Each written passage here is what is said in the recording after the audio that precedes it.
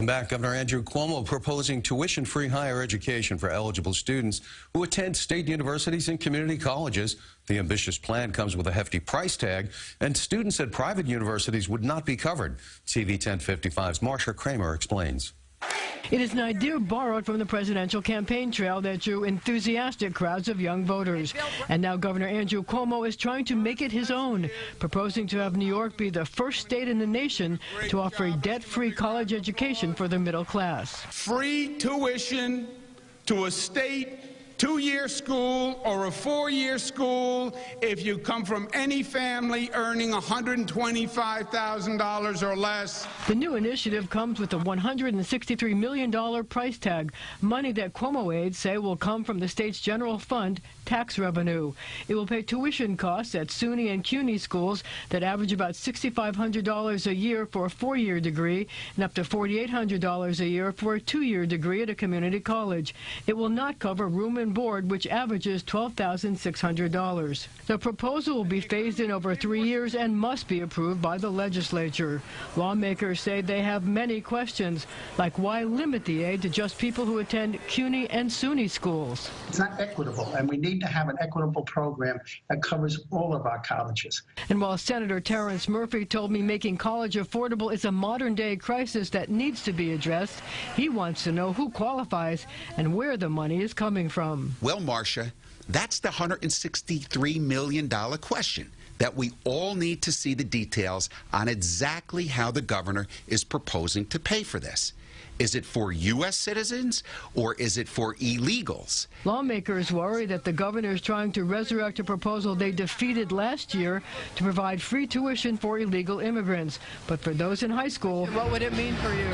It'd mean the world, because I wouldn't have to worry about being in debt. That'll give me an opportunity for a higher education and to achieve and be something in life. There you have it. Now, here with some of these same questions is Mary Beth LeBate. She is the president for the Commission on Independent Colleges and Universities. They represent those institutions in New York State. And welcome to the show, Ms. LeBate. Thank you.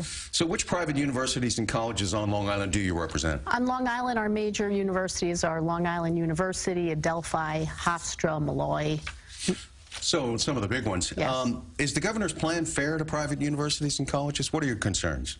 We don't think it's fair. We think it's, more importantly, it's not fair to students. It's not fair to the 300,000 New York State students who elect to stay in the state each year and go to private colleges. How so? They would receive no additional benefit under this. So if they wanted to stay in our schools, they would not receive any additional taxpayer support. Right now, they provide support under the tuition assistance program if they are of certain income levels. Are you in favor of some sort of tuition help generally, or you just don't think this segment alone should get it? Correct. We are in favor of an expansion of the tuition assistance program. It's been a very successful program in allowing students to make a decision on where they would like to go to school. And we think choice and the best fit is very important in this regard. Well, we still don't know if it'll even pass the legislature, you know, because there are still many of these same questions. But should it pass, what impact would it have on these universities? It would have a very dire impact. There was a study done by Georgetown that suggested there would be a reduction in enrollment between 7 and 15%. So even if you took 11% median, it would mean the loss of a significant number of students, and with that, when students go, jobs go. And we estimate on Long Island you could see jobs to the tune of about 2,300 jobs being lost as a result of this. Well, you know, some would say we already have a situation where people in state universities and community colleges are subsidized, no? Yes. New York enjoys some of the lowest tuition prices for their public institutions in the country. That's because the state provides over $6 billion a year.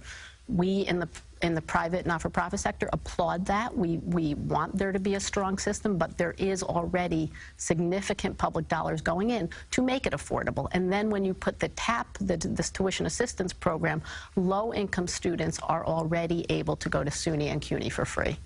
Right. So you would get us now.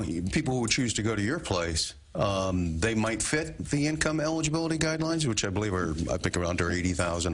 The governor's proposal would have income eligibility lifted to 125,000. Up to for a family. For a family, and in fact, many of our students fit that profile. So, but they can't apply if they choose to go to your place. Is Correct. that exactly how it works? Correct. Okay, so then, and then you have the situation where the world has changed for universities, no matter what their status is, colleges and universities, because for decades we relied on the baby boomer population, right? Correct. Now that has completely changed. Explain that. Correct. Yes, the demographics are suggesting that over the next few years there'll be a reduction in the number of traditional age students who would be entering college. So all colleges nationwide are grappling with that. Yeah, we've seen the effects on some for-profit colleges that have gone out of business because maybe they didn't get the results that were promised, or maybe their tuition was too high, or they couldn't get the students because there's a dwindling population. We see this in our own elementary and high schools where they're closing schools on Long Island because there's no kids there.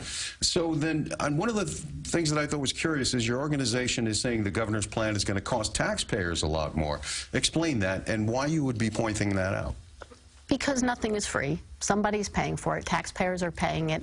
The estimate is that the estimate from the governor's office is that this would cost $163 million, yet they're claiming that over 900,000 families would be eligible. That comes to about $150 per family.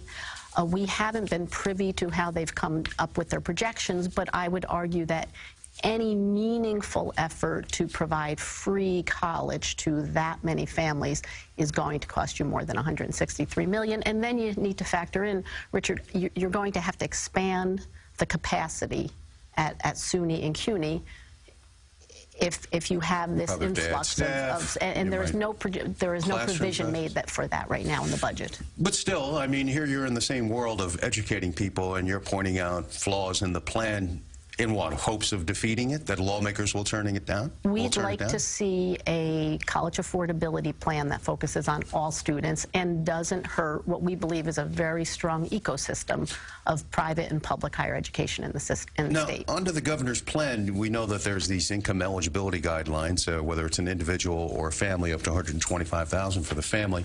Are there any academic or performance standards that students would have to meet to get this free tuition? At this point, as we understand, and there are a few details on the plan now, but the legislation does call for students completing 15 credit hours per semester. So they do have to do something to get that free tuition rather than just go in and get a free ride or something, right? Correct. So are you now lobbying state lawmakers to vote against this plan? Are you in there involved in fighting that? Yes, we are working with state lawmakers to make sure they understand the realities of the proposal, and make sure they understand the impact that would have on students and that it would have on jobs and our schools. Well, we'll certainly find out. It's something they'll be battling about over the next several weeks and month or so as the budget deadline looms.